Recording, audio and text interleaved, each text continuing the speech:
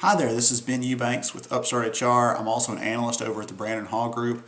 Today we're going to talk a little bit about startup HR. I got a great email the other day from a lady. I'd like to just read a little piece of that now.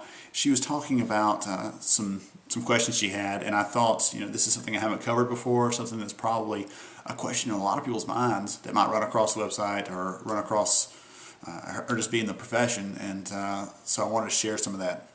So hi, I've been reading the website. It's really helping me. I just started working for a technology company. The CFO was doing all the HR work until now, and I'm now the HR department. It's just me, and I'm new and never had a role in HR before. I was wondering if there was a way to guide me in implementing HR stuff over the next year. What should I be doing this month, 3 months, 6 months, etc.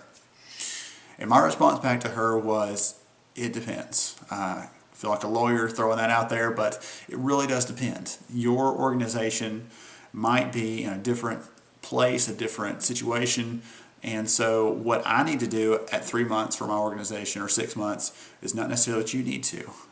In the early part, it's a lot about just getting things done, but also forecasting and planning out and saying, hey, a year from now, we're going to be at twice as many employees or half as many employees, hopefully not.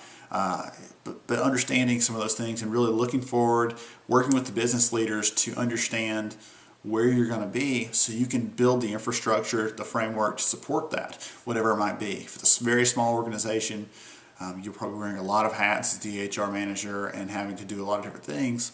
So that's a great time to be understanding the different pieces of the business and how you can plug in and add value. Oh, I see your operations people are doing this, or our engineers are working on this thing. I don't understand engineering. I'm not an engineer, but maybe if we do this, it will make the process flow a little better and keep some of the stress off of them, from an HR perspective or whatever it might be.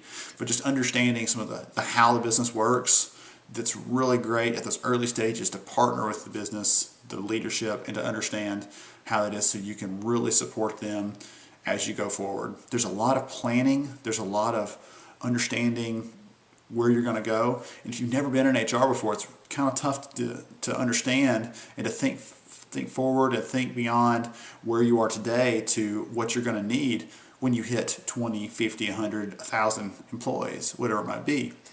So you've got to really start feeding yourself, understand, start getting in some good information, read some good blogs, follow some good podcasts, whatever it might be. Get certified. Think about some of those different methods for getting some more knowledge, because you're going to need that if you want to really be a strong partner.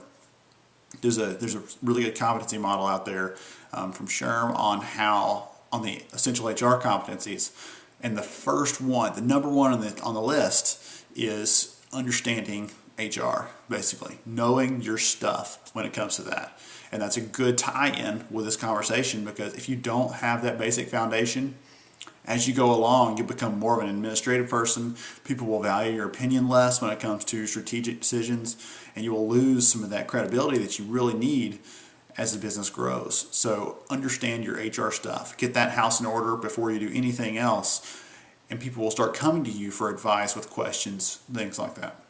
Anyway, just a couple things talking about startup HR today. Hope that was helpful. And if you have any other questions, feel free to shoot them over to me, ben@upstarthr.com. I'd love to share that in a future blog or video. Thanks.